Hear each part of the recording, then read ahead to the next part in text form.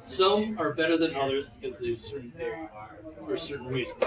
American elm has been always difficult for me. It's long internodes, and sometimes you get branches that kind of come and go, and I don't quite like that. And so you get these long internodes. What's a node? Well, a node is where a leaf or a branch comes out. Okay, and we don't like too long of an internode. Here you go. Here's some stuff with some longer internodes. We don't like that. Down here further, you can see that the internodes are shorter.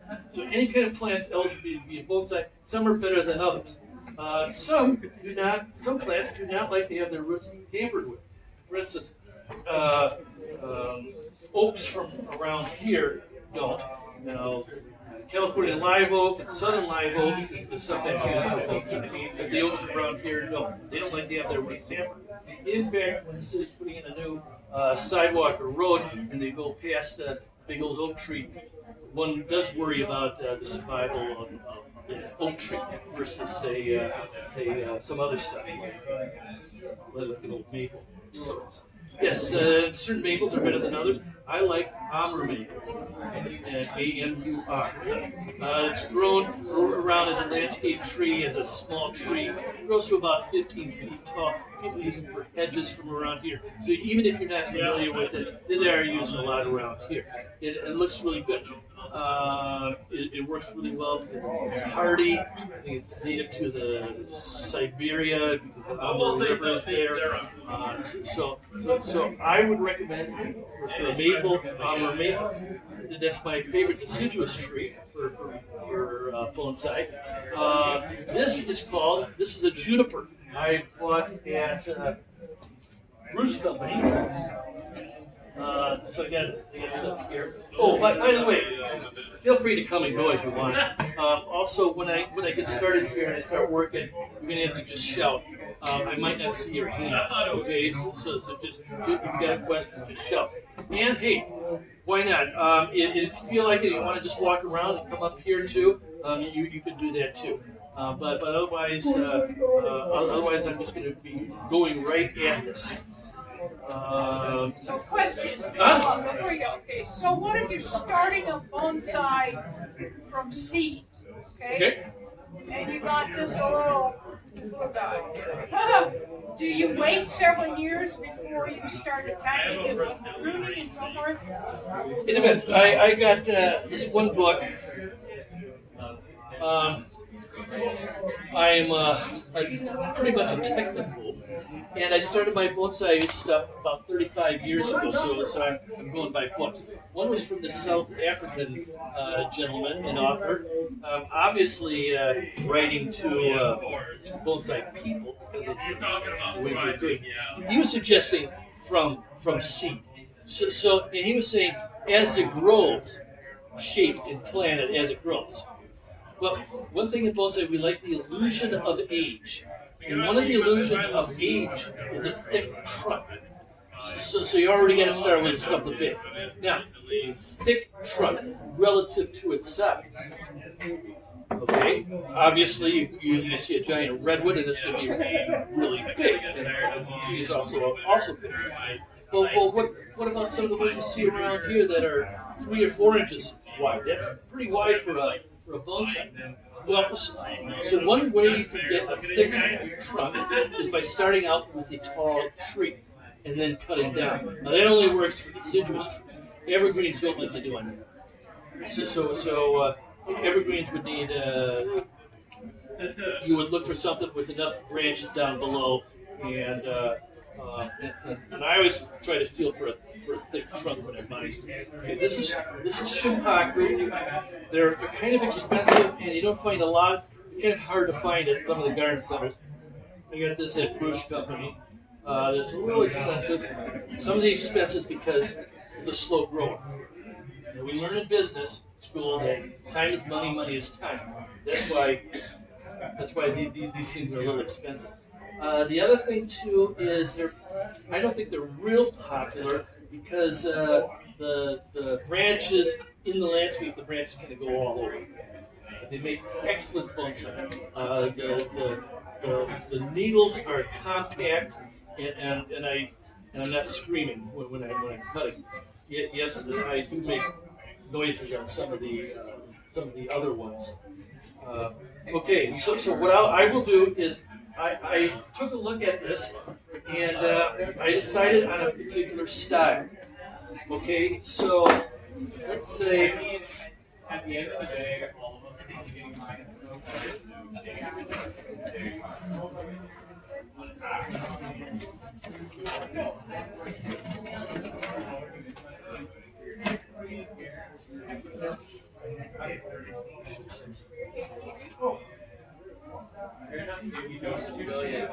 You're caught with your glass on top of your head.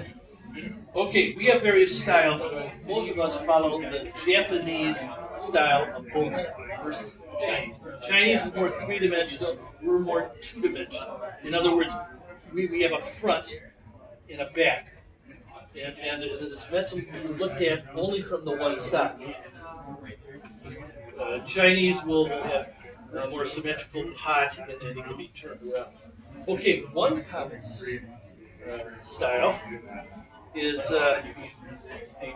this is called a formal upright. You don't see too many of them around here because a lot of us want stuff that's a little bit more exciting than that. All right.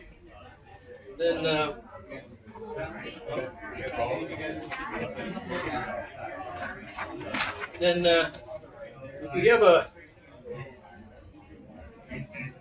couple of bends in it, they don't have to be quite so severe as this. We call that informal upright. All right. And then there's a version that actually takes similar to an upright. This is called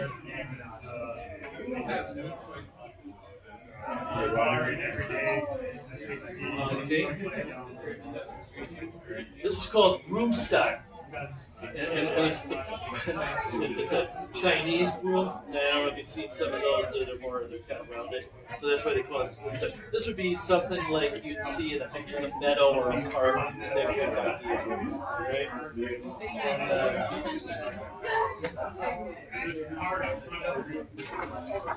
We have here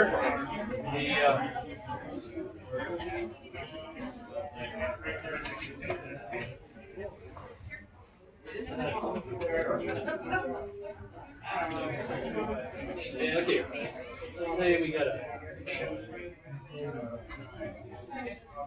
nice tall pot. All of our pots, bonsai pots have legs, and that helps with drainage and airflow. We also have holes in the bottom of our pots, and so water can drain out real easily. I put a piece of screen like this, a cheap plastic screen like this, and I got a couple lifetimes worth of screen that I tell everybody, yeah, I could use some of your old screen, so everybody gives me some. Otherwise, they use it for what's that at the art places? I mean, where you put in you're making rugs and stuff, you know, the mesh stuff. It's a screening. People like that because it's harder to make a wider mesh than this. This works just fine. Okay, so if it kind of goes out.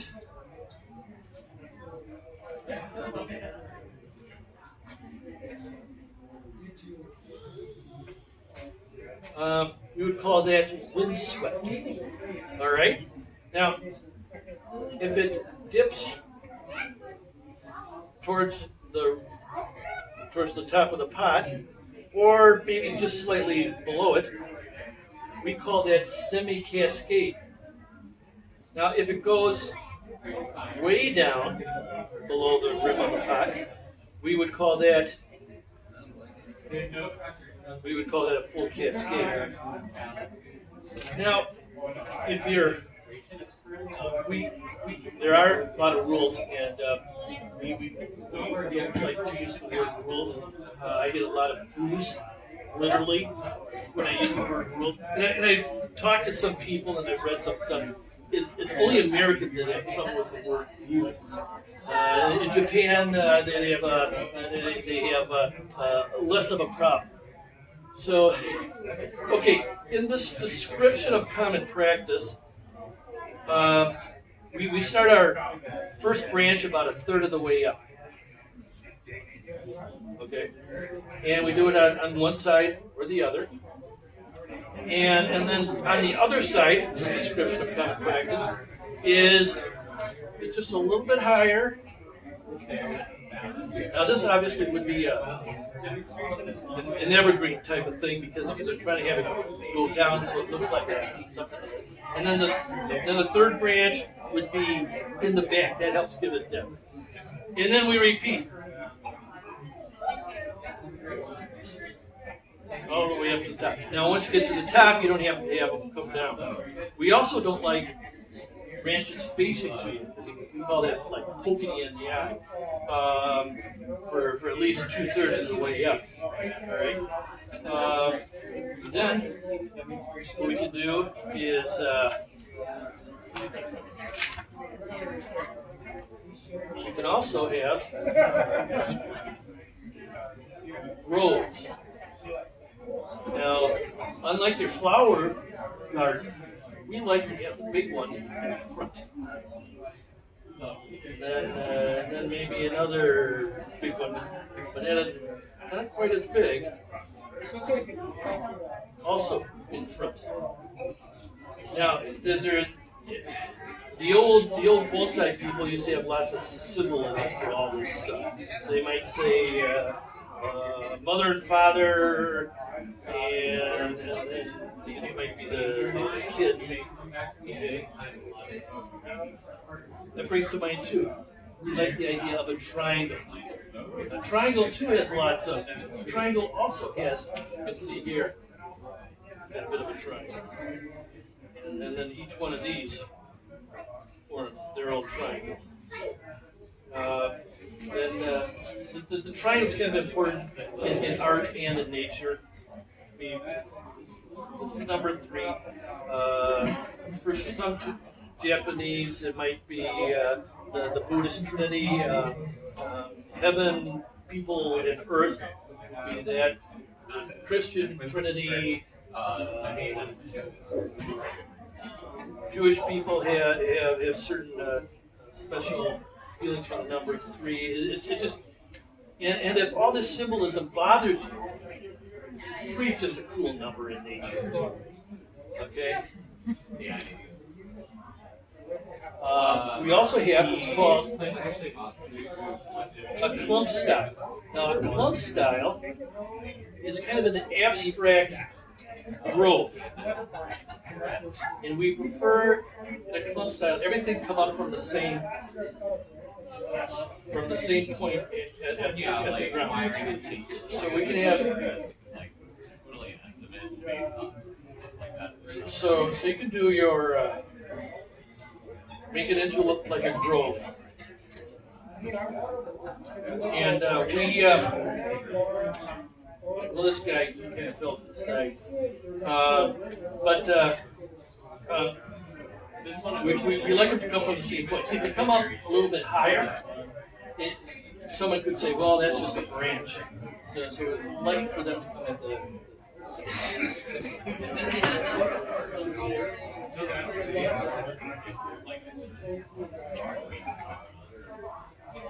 Now, for survival, that's what we do to the roots. That's the main thing. So what you see me do today, although it can hurt survival to a certain extent, a little bit, but it's mostly what I do to the roots. So yes, I've had people worried about how the tree feels when they get going into this. So I have chosen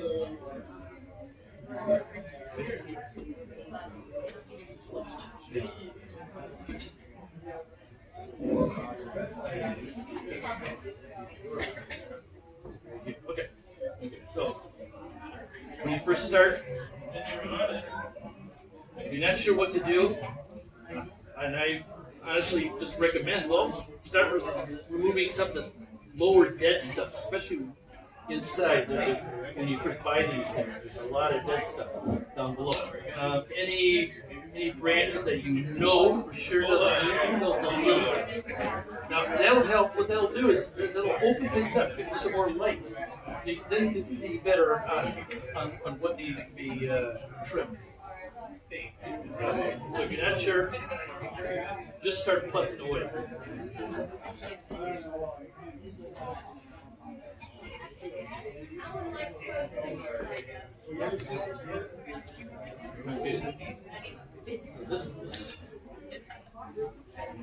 So what's the form that you've chosen for that one? What style? I have chosen a semi-cascade. It's going to be kind of a double trunk semi-cascade. And I had wanted something else, but when I bought it, I thought I was going to be able to do like a clump style, but it turned out that a lot of the branches were attached to this bigger trunk.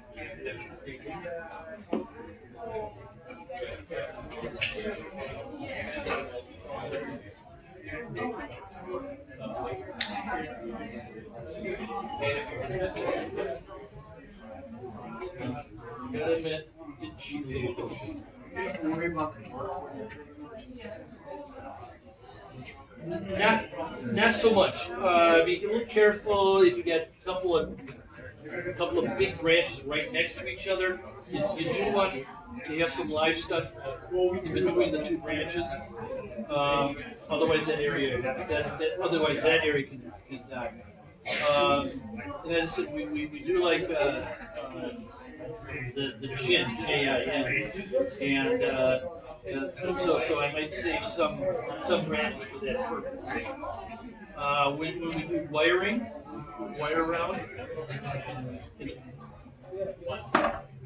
This one's been wired. So you go like that if I wanted to. See that? Or you go like that.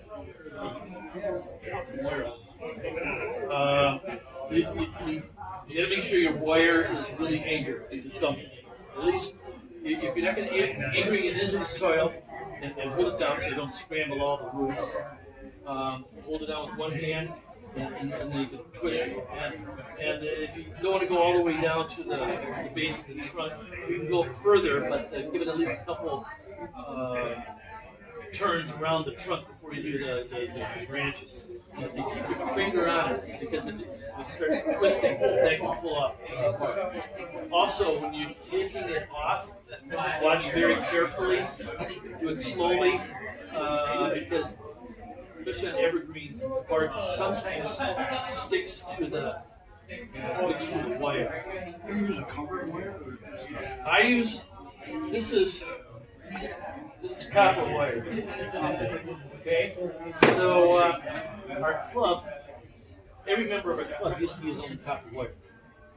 That's what was available for most of us. Now people are using anodized aluminum. This wire is, so you can see, this has not been annealed. This has been. Annealed means I just threw it in the fire and cooked it for a while. I cook it until it glows or it changes color. So this is not annealed. That makes it real soft. Otherwise, this thick stuff becomes very difficult to work with. Thick stuff becomes very difficult to work with if it's not annealed. The aluminum is anodized. For the most part, it just means it's colored, so it blends in a little bit better.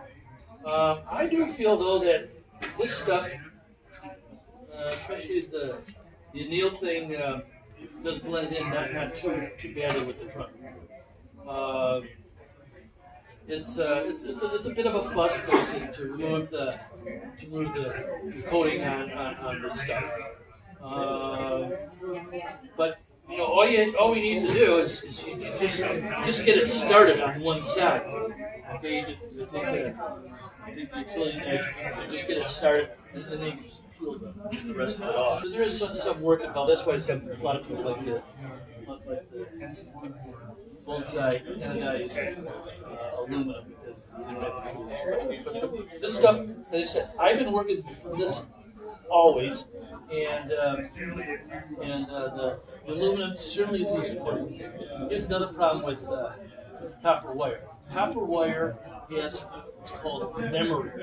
So if I have a branch, I want to bring it down to here. Wrap it up with stuff. If I put aluminum wire down, bend it, it stays right there. Okay. Now, if I want to, and if I put copper wire on it, I've got to go down here so that so it has memory. That's what I mean by memory. So you have more breakage with copper wire, and you got to go a little bit further than maybe you want to.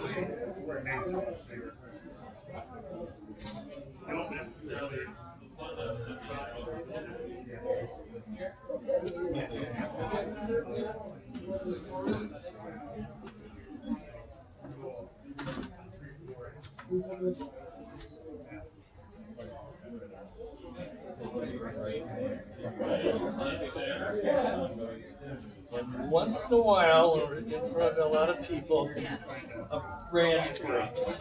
And at home, no one would ever hear that. We can have people all the way to the window in a demonstration like this that would hear that thing break. Well, that just gives us more of a challenge. So do you have any wire on that particular branch that you're... Yeah, I cheated. I got two of them with some wire on there. I'm known for being a little too ambitious with some of my demonstrations. And we used to get 3 hours to them. Now we got it down to about an hour. Tim, if a branch breaks but it's not completely separated, is there a way to save that branch? Yes, there is. And I've been, I think, 4 out of 5 times I've been able to save a lot of branches that would otherwise die. So as long as it hasn't broken totally through, I take some Elmer's glue, put that over the break. Now, what that does is it keeps that area moist. Now, I know Elmer's glue is water soluble, only partly water soluble. The stuff that's in the deambulator isn't enough water to make a difference, but it does form a nice coat. It also keeps it from moving through the wind or whatever. So it has a lot of reasons to use a bit of glue on that cut. Also, and this is something you do for your own landscape stuff. Let's say the deer got to one of your trees and rubbed quite a bit of bark on it. In bonsai, whatever you do to your roots, you should have already done to your tree.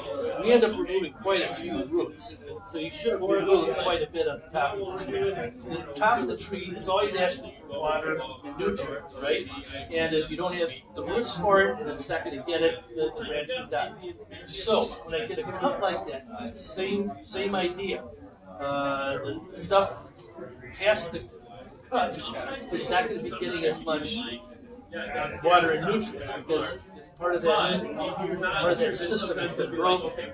So then I do the glue and then I remove a lot more branches and stuff. I might shorten it or just remove less stuff. Now in nature too, we don't have a lot of branches hanging down.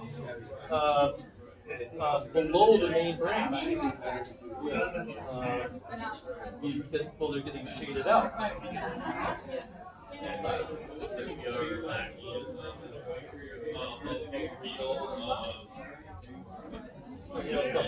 Towards you a little bit. Kind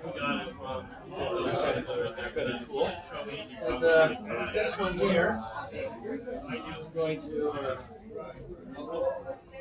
over.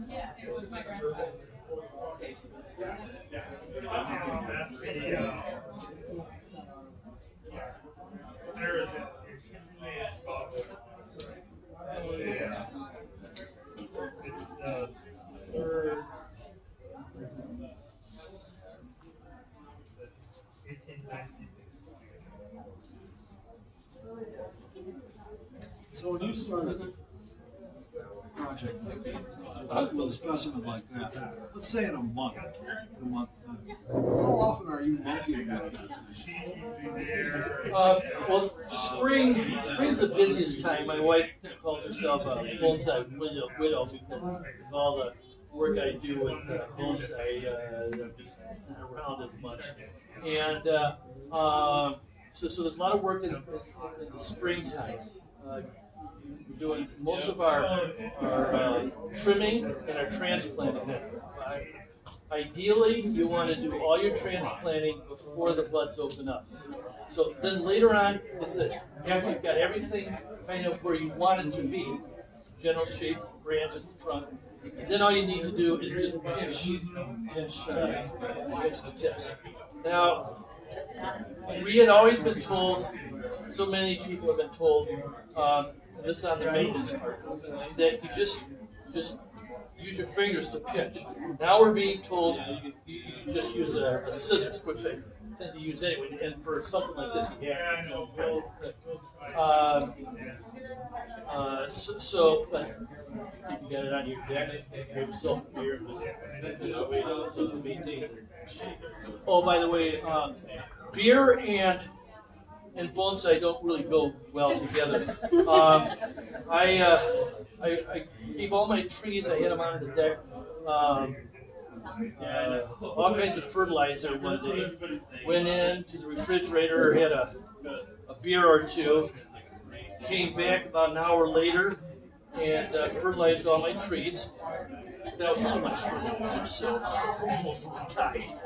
So I've learned alcohol and bonsai do not go well together.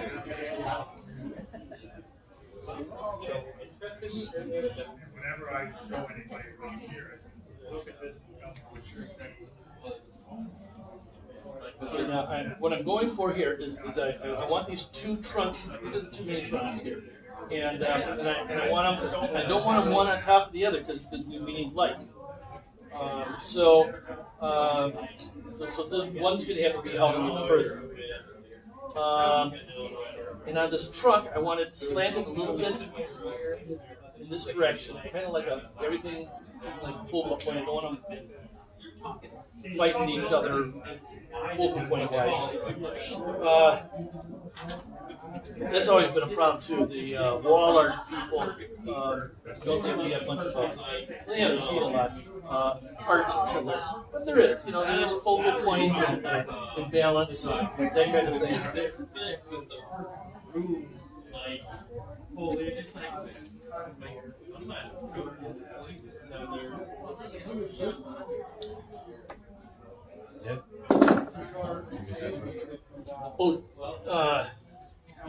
Yeah, we got some tickets for a free membership.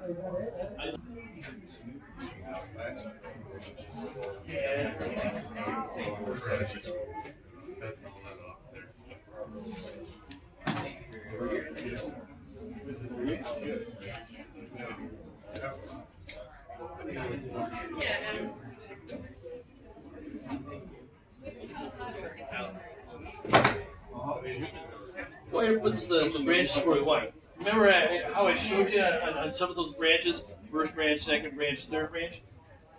They don't always happen that way. So we use wire to make things go where we want them to. Now, once in a while, we don't have a lot of foliage on the inside, and the branch is kind of long. What we can do is shorten that branch by adding curves to it. So that we can bring some of the foliage that's further out and come closer to where we can add some more foliage.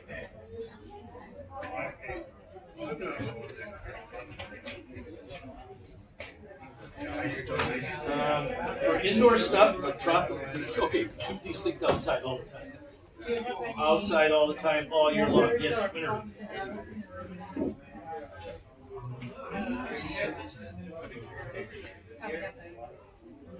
So don't be buying a bonsai from someone that already has it inside, and you don't want to put it underneath the Christmas tree then. Also, the thing is, water and light, water and light, water and light. So they need water and they need light. I usually water most of mine, if you use a very pretty soil, about once a day during the growing season. Winter it over, well, for me, I put them under these benches. They have a big blue tarp over the top.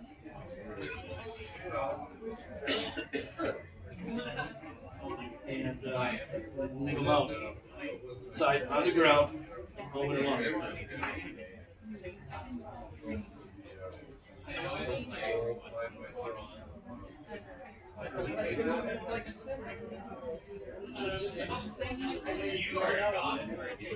You start watering again in the winter. In the winter?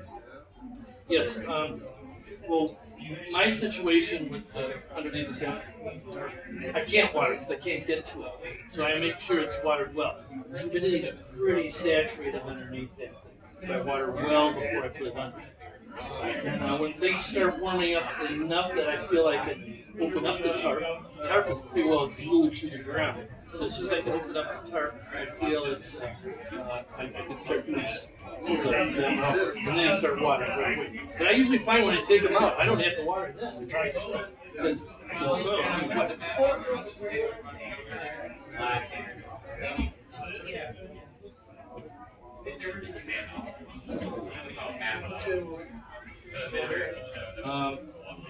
As much as possible. We don't like a lot of blowing. But near the trunk, you can't really help it. There are some people that really do their best to try to get rid of a lot of that mess. It's usually very risky and serious to do that. And anyway, we started about adding a few curves. We don't like a lot of straight lines, so adding a few extra curves is kind of a good thing anyway. I too prefer, in most of us, the trunk goes slightly towards the viewer. I also like at least the first two branches coming in slightly to the viewer.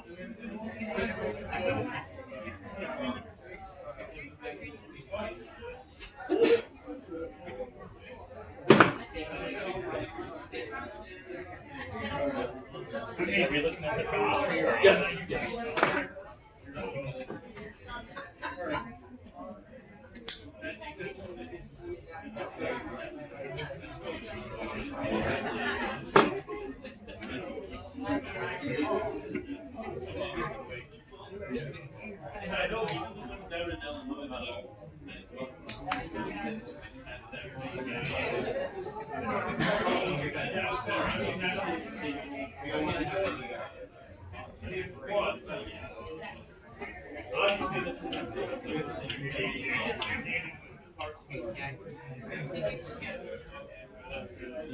Talked about the triangular shape in this direction, but what about a branch like this? I also want a triangle shape.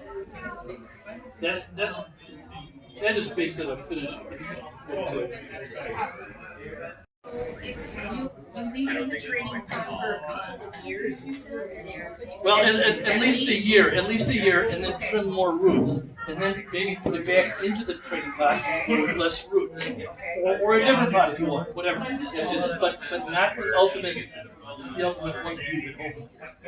Okay, the ultimate one, that's when you get it down to the real mesh of the. Right, and it'll be a lot less. Finished size. Finished size, yes. Oh yeah, that brings up another thing. What is a finished bonsai? A finished bonsai is a dead bonsai. So it's never finished. Now, we also would be wiring secondary branches, and here's a little one. I just got to do it. So if you don't get all these branches wired like maybe you like to the first time around, but the next year maybe you do some of that. Yes. Maybe you didn't know that, or maybe it hadn't occurred to you that this other one would be really cool. to have wired or do something.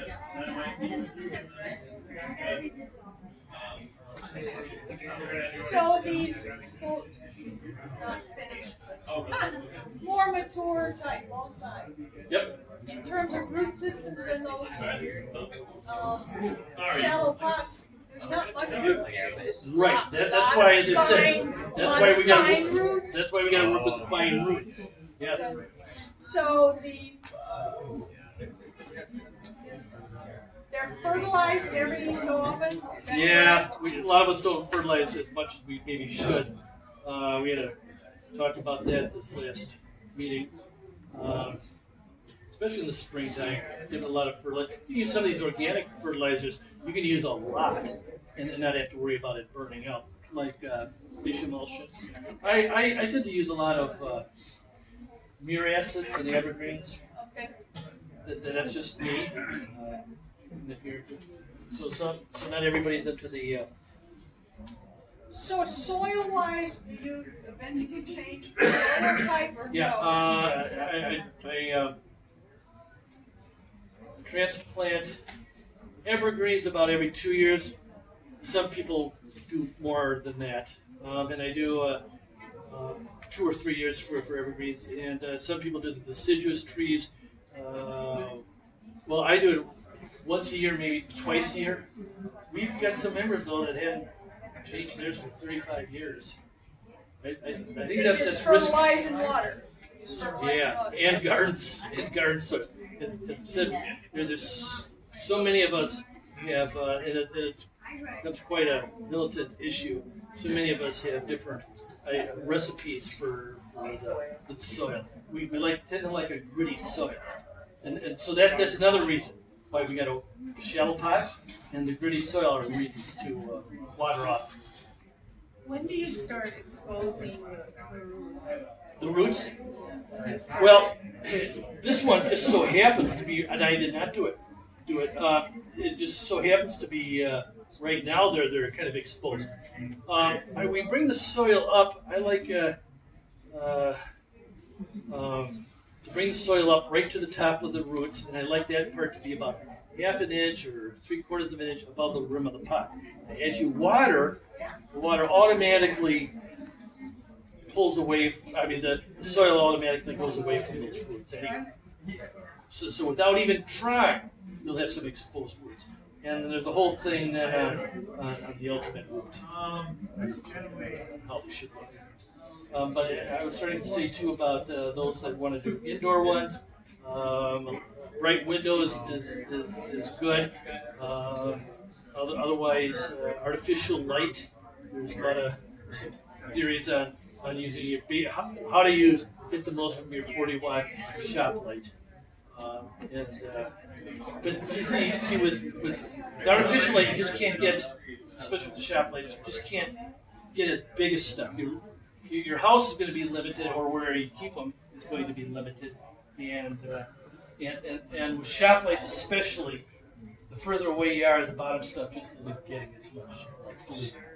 So are all these bonsai here on display all outdoor plants? No, there are some that are tropics. Okay. But these just refresh me because I think I'm talking about those pots there that are outside, kept outside, they're kept outside year round. All year round, yes. We only keep these in for the temporary show during the active growing season. So keep them outside. Do not bring them in at all.